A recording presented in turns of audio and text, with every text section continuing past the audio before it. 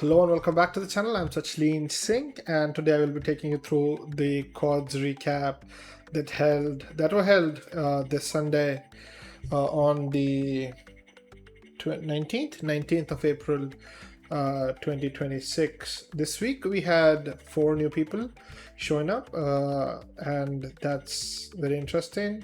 So we were really excited to play the quads, but we had 4 new people. We had Zachariah, so we had 5, and I did not want anyone to get by, so I also ended up playing, which basically made me the top rated player. So we converted to a 6 people Swiss. And I'll take you through the 3 games that I played, and one very interesting game that was happening on board 2 on round 3 that I have found very interesting, and some obviously tactical misses and shots. So this first game was round 1 against Robert Strawn. A very interesting game actually. He played e4. I played c6, the Karl Khan, and then out. And after d5, knight c3, and I think d4, knight e4. Let me put this here. Let's put the queens back. So d4, knight e4, knight f6, knight takes f6, e takes f6. So this is probably not very well known, and I do not have any more recollection of what and how this works. But anyway, bishop e4, or what any of the courses suggest at this point. So bishop c4, bishop e7, just developing regularly. Castled. So at this point, all I'm trying to do is basically get my pieces out, get a pin maybe if I can, get my knight out to from d7 to e5 or b6, and that's the plan right now. You played queen e1, which is very weird because I was expecting him to go d3, d4, take some space up in the center, open this bishop up. But I said, you know what, thank you for putting your queen in front of my rook. This rook comes with tempo. And then he played something like queen e4, which was very interesting. And I didn't expect too much out of it. By looking at it, I feel like he might try to go bishop d3 and try to just put some pressure on the h7 pawn, since I have not. I don't have a knight on f6 defending it, and that was my idea. That's at least what I thought he was trying to do. And at some point, I actually wanted to go b5, a5 and try to push, but again, with this coming in with all sorts of complexities, I just didn't want that to happen, so I played f5 right away. And then he played queen d4, offering a queen exchange. And since it was a little kid who probably was playing his first tournament, I was happy to go into the queens of endgame. Sorry, takes, and knight takes d4. And here I played bishop f6. So my whole idea was that, yes, it's the same material. I have some fractures in my pawn structure, but I will be able to play this out a little bit better since this knight will have to relocate. And now I will have some pressure on the b2 pawn. I have some openings here with my rook, and his rooks to be connected require like a couple more moves. So I'm not happy with my position, but I'm okay and I'm comfortable. And I think I'm not that bad doing that worse here. So bishop f6, and here he blundered a typical first tournament player fashion, where he played d3, opening this up, but he just blundered a full piece. So the game pretty much ended almost right here because it's a full piece. There's nothing else that white can do to actually bring this back, but I'll still go through the moves that were played. Bishop g5, bishop e6, bishop takes e6, and rook takes e6. So that happened. c3, bishop b6, a4, a5. So here I'm just stopping this onslaught. And I like my bishop here just because I've got some pressure on this part.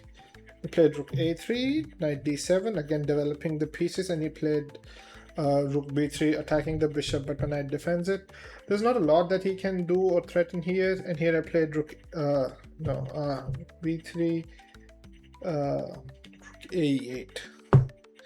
So now I'm doubling up on the open file again, just following the basics, and here he went bishop d2. My idea was to play rook e one and try to trade off. But anyway, I was able to get here and he went back. And here I sat for a little while, and this is, I think, one of the interesting positions. If you want to pause here and find the best move. Like, plenty of moves went for black, but one is just very beautiful. And I'm happy that I was able to find it. So I was thinking, what else can I do? And apparently there's multiple ways, but I found probably the most beautiful one, which is rook takes f2. And the point is that if you take here, I'll actually show this very quickly, but I think he went on to play g3. So let's go back, and here if you take, so we've created a variation here, that's mate, and because of the pin, and if you try and take here, I take here first. And after king takes, I can take here and I'm a rook up. So it works out both ways for me. And here he played g3, and I took rook takes b2 with check from the bishop, and I think he played king h1, rook b3, rook f3, rook e2, bishop e3, rook b1, bishop g1, rook g1 checkmate. So this game, he probably played really well at the start, and I think what went sideways was this 8 queen e1.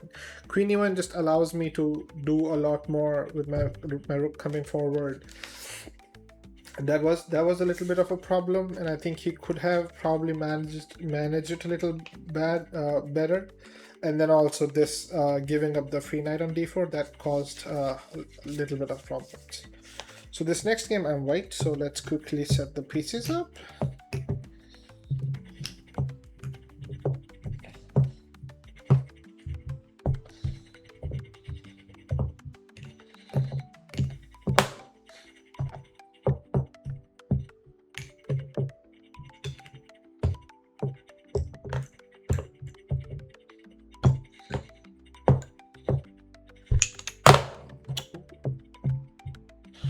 This next game is against Wyatt Fowler. All right, beautiful, and I'm white. And this is a very tactical but an interesting game where I think I made some mistakes capitalizing, and I think he made some mistakes just in strategy. So let's look at it. I played e4, he played b6, I played d4, bishop b7, taking control of the center, bishop d3 holding this, and here he played knight f6, knight d2, and d6. And e6. Yeah. So the point here is that I was trying to look at this e5 push and try to attack here, but I realized that it's not working out, I think, right away. But I think it did. So I was thinking e5, knight d5, c4, knight b4, and then bishop here back, and that's what I was planning, but for some reason I didn't like it too much. But I anyway played this, and as soon as I played this, I realized this opens bishop takes g2 on me, and that's going to be a problem. But he played this very quickly, so I played knight f3. It's like, I don't want this to come back and bite me. And here he played d6, played c4, and instead of going to b4, he went to e7.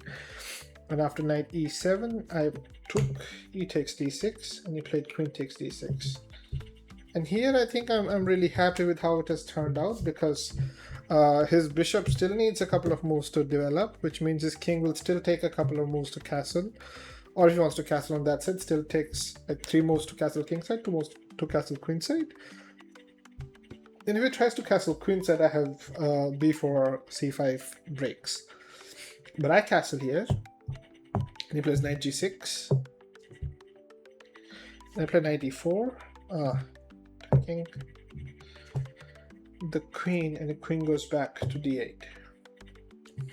And here I'm already starting to see some sort of problems in the king side structure. So I'm very interested in seeing if I can make something happen here. I played rook e1. knight bd7.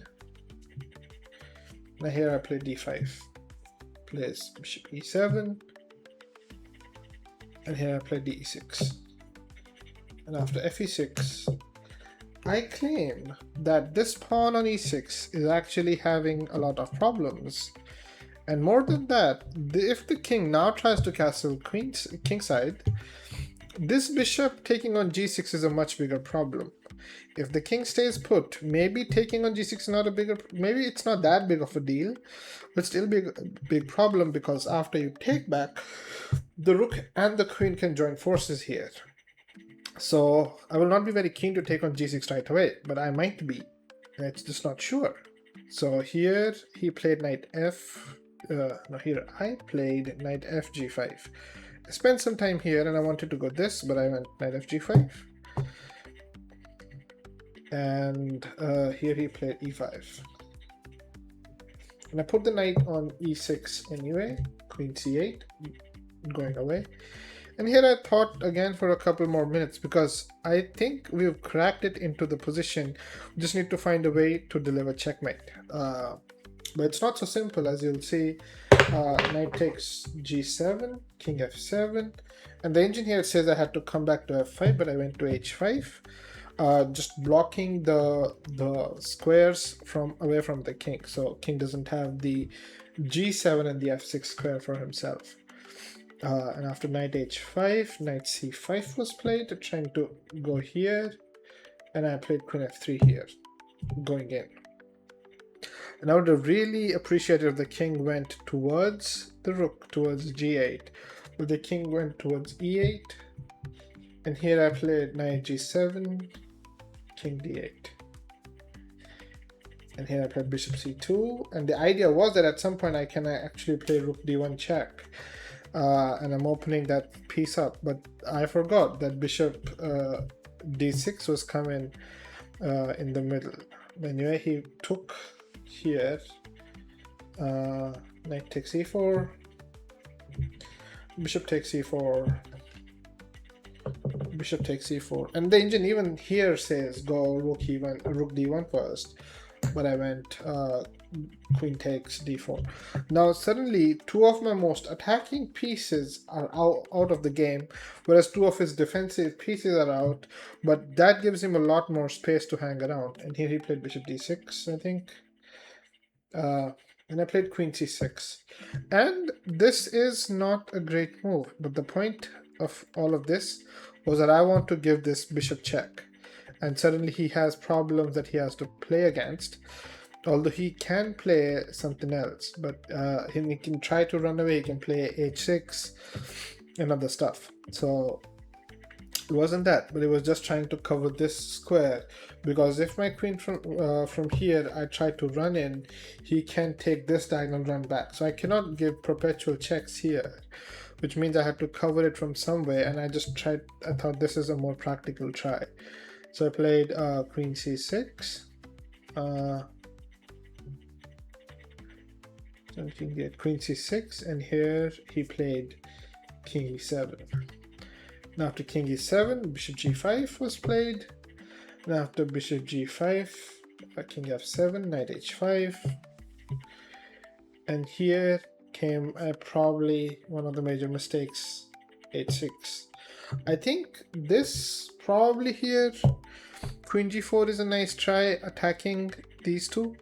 Also taking away this checking square from the king, and I have to kind of make a decision as to what I have to keep out of these and how do I carry on with the whole attack. Now there's definitely some ideas that I can use and I can play around, but I thought this would have been a very interesting try for him to play, or even here. But with h6, I think I found queen f3, and now I was really ready, because there's no way he can stop this check.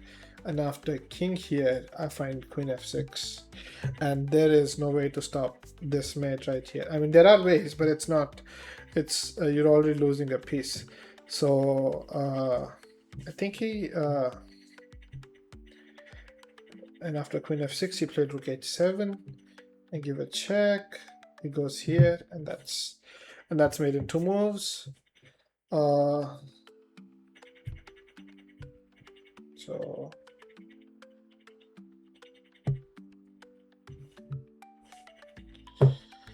I think here one of the best tries is this, where if I take, I think you can start running away now, and that's what you have to do to get out of this. And I think here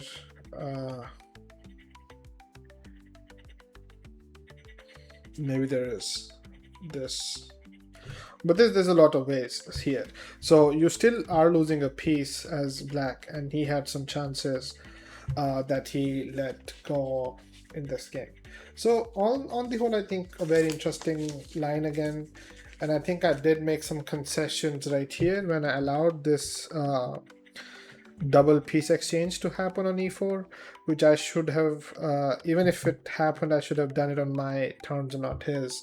And I think that's what kind of prolonged the game. But I'm really happy that I found this queen c6, although not the top engine move. Probably not very good either, but again causes some problems. And then I'm really happy that I found queen f3, queen f6, even though it looks like I'm losing a piece. It's really interesting how weak the king is and how I can make use of that. So let's go back now and let's switch again. So we're swapping colors, and I'll be playing the last game as black against Zachariah, and we'll take you through it really quickly. This game, on the other hand, was equal for so long time, for such a long time actually, that I got bored at one point. And we'll talk about this game in detail. Okay, didn't drop the pieces off. That's great. Let's look at Zachariah Carlson versus Sachleen Singh. This was the third round. He started the game with d4. Very interesting. Knight f6, c4, e6, knight f3, d5. So this is pretty standard stuff. E3 was played, and here usually you can play a bunch of things: c5, c6, knight bd7, bishop e7, bishop b4, and so on. So you have multiple choices as black as to what you want to play. I just wanted to play something more solid, something that has also been played in the recent candidates. I did not take an inspiration from the candidates whatsoever. I just played something that I had looked at more than a couple years ago, but this came back in the candidates. It's called the triangle or the Maran variation. Rustam Kazimjanov, known for it, he basically prepared some of these lines against he prepared for Vichy against Kramnik, and in fact Vichy ended up winning I think back-to-back black games, I think, in the Maran, or he at least drew one of the games in the Maran variation, but he was able to get a win with black pieces in this same variation. Anyway, and here he plays the top engine move, also the very boring line b3. I was expecting him to play something more sharp. B3 is actually a very, very good line. I played knight bd7, and here bishop b3. And we're both playing typical Queen's Gambit ideas, bishop d6, queen c2. And the engine from here onwards just wants me to play e5 right away. And I think we wait a couple of times, a couple of bits to play, and I play h6. And my idea is that I know that you can play e4 now. Obviously you have 1-2 defenders, and I have 1-2 attackers, so you're like kind of okay playing here, and I don't want this knight to end up in a pin, and I just don't really want to play that. So I play h6, castles on the king side, I castle on the king side, and here I think he plays rook e1, rook e8, and again, my thought process here is also that I'm a couple of minutes ahead on time, so he's thinking here a little bit, and this position, and I feel like it's not too bad for black, so it's probably a little plus for white. But I can hold if I have to, and all I need to do is have some advantage on time so that I can just push later if I have to. And after here, knight bd2 is played, and I push e5. And here he played cd5, and I, for some reason, did not see knight takes e5, knight takes d5, my bad. And I ended up playing c takes d5, knight takes d5. So knight takes e5 and bishop b2. So this seems very interesting. And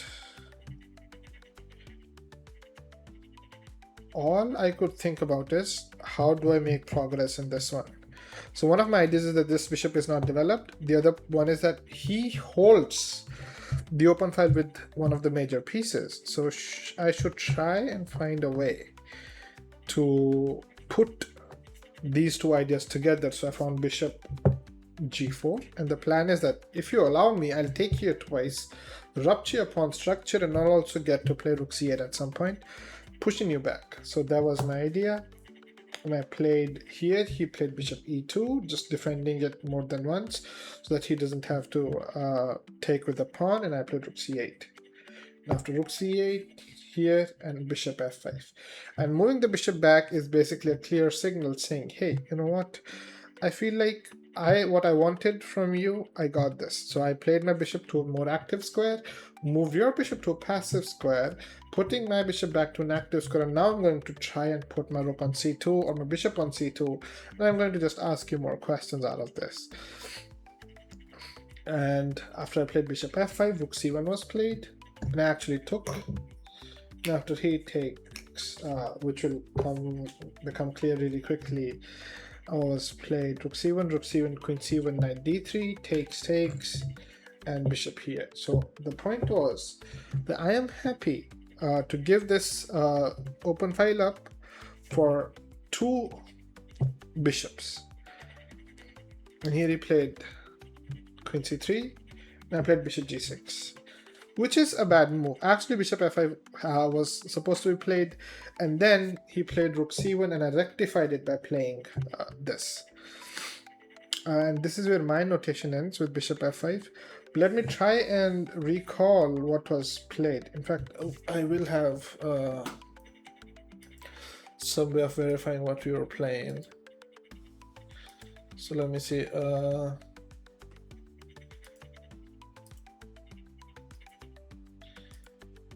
Can I get the moves?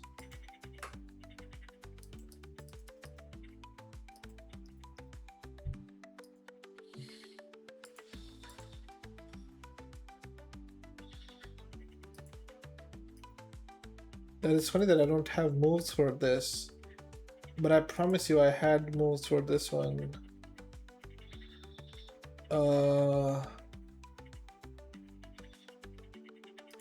That is very weird.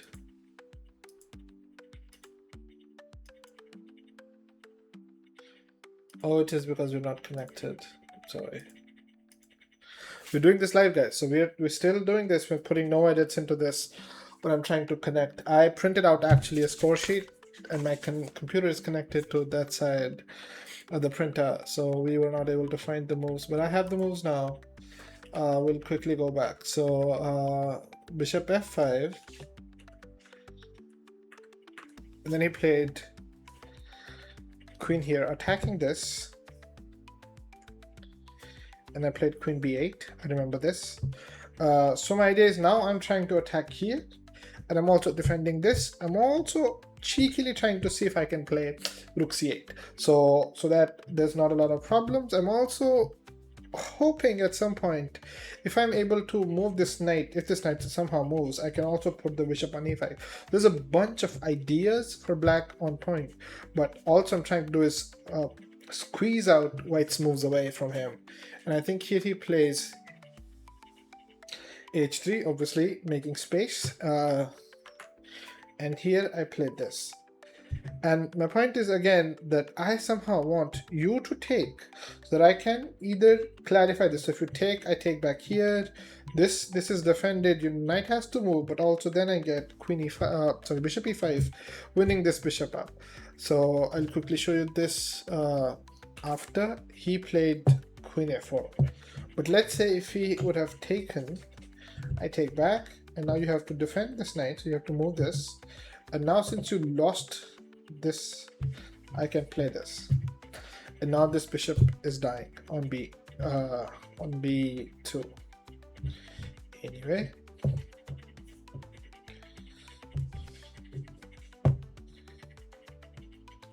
I think that's the position. I don't know if I have it. Okay, so let's see if I can get this.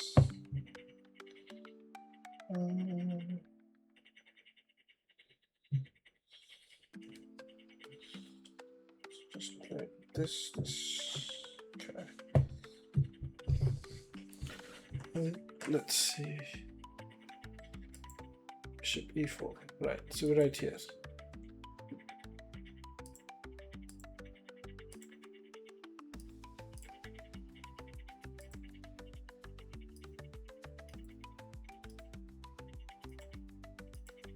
No. Okay.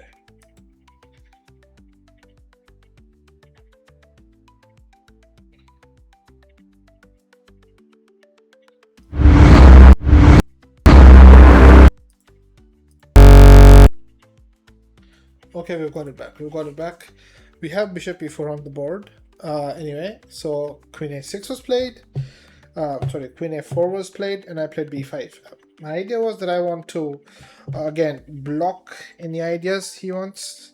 And he played queen a6, and at this point we both have like around 5 minutes left, 2 minutes left, I think, maybe less amount of time, probably less than 5 minutes, so somewhere around 2 or 3 minutes left, even less. And I just set up a little trap. I played rook e6, which is a big mistake, actually a big blunder. So there's another point where you want to stop and you want to check this. So the move to win is the very simple rook c8, and that's it. It's a fork and I lose, and that's it. But again, this is also a very interesting move on the psychological aspect of chess, that the bishop, he played bishop d4, trying to double attack, and also it looks like I'm just defending this, but the space left behind is way larger. And here I found the trick that I put, or the trap I put, actually worked, which is bishop h2. And now with this check, I win the queen, and the tables have turned again. So this game, I feel like, is a very apt vision of chess, or how chess works, is that you'll play an equal game for a long time, and then at one point you will blunder or your opponent will blunder, and then things go haphazard from there. Now for this game, it was just one move, quite literally just one move. If we go back a couple moves here, it's fine. Let me put my board back. So at this point, it's completely okay. White's probably doing better. The black has two bishops for like compensation for the IQP, isolated queen pawn, and white's fine. Black blunders something, and white tries to look at something else, trying to make him defend, and loses. So I was losing at one point. He was losing, obviously, after. But this happens in chess all the time, where either you are losing or your opponent is losing, and this can happen very quickly. So staying consistent is very important, and that is what we are trying to work towards from now on, is to play consistent amounts of chess. So after all these little problems, I want to show you another game that I found very interesting. This happened between two of our newcomers, Wyatt Fowler and Adam Brands. This is an interesting opening. c3, e5, queen b3, d5, d4, knight c6, knight f3, e4, knight e5. And I think at this point, I do not know how many of you can name this opening. I can't. Even in fact, on my chess-based printout, it says A00. It's just unusual moves. That's what it is. I don't know what chess-base or any other software will assign it, but it's definitely unusual. I have never played this position before in my life, but it's a very interesting position. Knight e5, f6, knight takes f6. I'm sorry, knight takes c6, b takes c6, bishop g5, pinning the knight. Bishop d6, developing, e3, castle kingside, and h4. And this is a sign of a typical attacker who's basically saying, you know what, bring it on. Rook e8 and knight d2. And here he played h6. White played queen to d1. The point is that if you take, I'm going to take, this knight has to move, and I'm going to get queen h5, attacking on h7, h8, and you are going to defend this for the rest of your lives. Except the problem is black survives. Why does that happen? So he took, takes back, knight h7,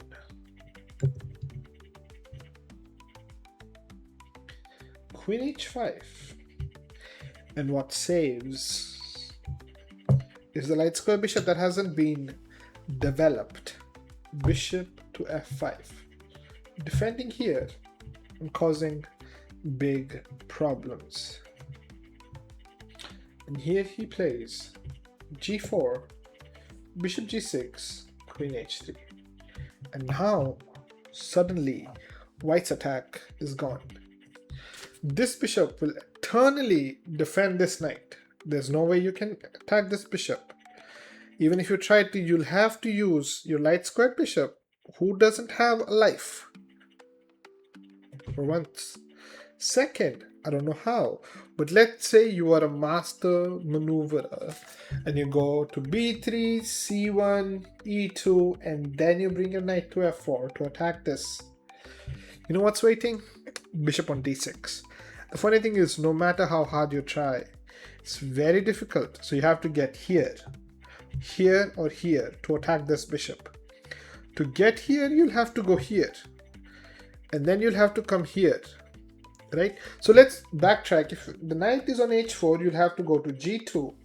This pawn's here. This, you cannot get to this square because the bishop will take, which means you'll have to go through e1. And to go to e1, these two squares are already filled or stopped, blocked by the pawn, which means you're anyway going from g2. So the only one left is c3. So you have to go to c3. You'll have to go b3, a1, c2, e1, g2, h4. So you're going 1, 2, 3, 4, 5, 6. 6 moves, and out of which 2 of the pieces are present there, which means you'll have to castle kingside, play king b1. That's 2 moves. 3, 4, 5, 6, 7.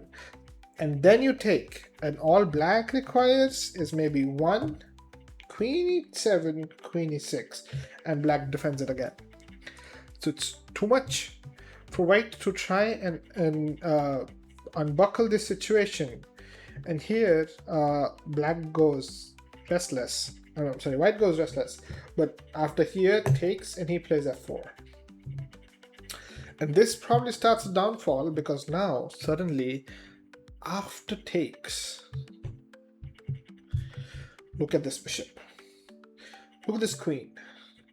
There's so much attack towards white's king. You cannot handle this. This pawn is as good as dead right now. You take with the knight. I'm going to come in with the queen. I'm going to come in with the rook. I'm going to come in with multiple pieces. I'm going to start attacking that king. That king cannot castle. That king is going to die right there at the center. So white has only one chance right now to run away. And white takes that, white castles queenside, and black brings in, barges in with rook takes e3. Bishop a6, again, trying to make some space. Bishop f4, putting pressure. Bishop b7. Rook e2. b4, trying to make some space. And here, black plays bishop takes d2. King b2. And black misses the easiest mates with any of the moves that he plays. In fact, any of the moves you play with the bishop are still fine. He played bishop e1. He's still way far ahead. But what black missed is the very beautiful bishop c1. It's a check. You can't run away. You go here. Rook b2 is mate. And if you go back and try to run away to a1, bishop b2 is mate. And why is it mate? Because this is check, this is protected. This bishop back on g6 that you forced is holding b2. And I didn't see this during the game. I was just calculating here. And I'm like, you know what? This is much easier. How are you going to defend this? You can't run away. And let's say you take. I come in. Queen e3. And it's curtains. Rook e3. Queen takes e3 is mate. That's it. And this is what I saw, and I was like, you know what? That's easy. Black will probably see it. And that's going to be the end of it. But here black played bishop e1. Elongating the game about another 16 moves.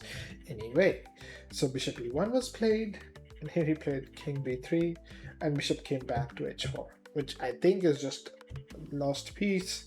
But bishop takes a8 was played first, and queen f6, trying to reroute. Queen takes h4, losing another piece in order. So now black has 3 pieces.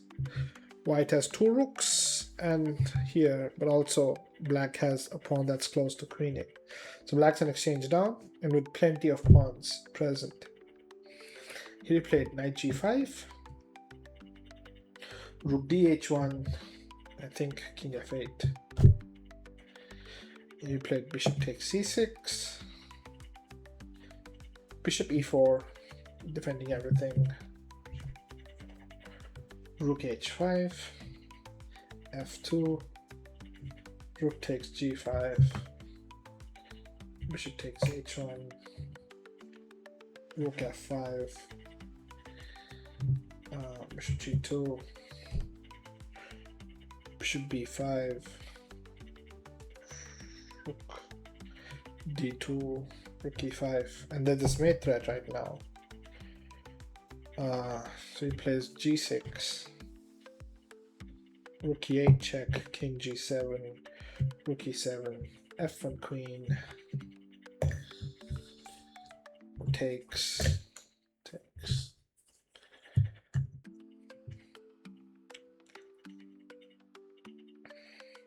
c7, bishop c4, check. And by the time white realized that he's getting mated, he had already touched the king, and there was only one legal move left. And after rook takes, into handshakes. So one of the very topsy-turvy games I think I watched, with plenty of misses and plenty of blunders. But it was very interesting because you see the attacking minds. You see two players who are not hiding behind the idea of maintaining quality on the board. In fact, they embraced imbalances. Starting with white, where white gave up a bishop here on right here on right here on g5, saying, you know what, take my bishop. I'm going to attack your king side. And black said, you know what, bring it on, and I'll try to defend it the best I can. That is why chess is still important. That is what you learn from chess, that it's not a game where you try to chase equality unless you're on the top, like top 10, like unless you're grandmaster or something. What you're playing is the thrill. Right here we see thrill on the board. It was one of the most wonderful games I've enjoyed watching, analyzing. Thank you. Have a nice day ahead. That's it for this week. I'll see you later. Bye bye.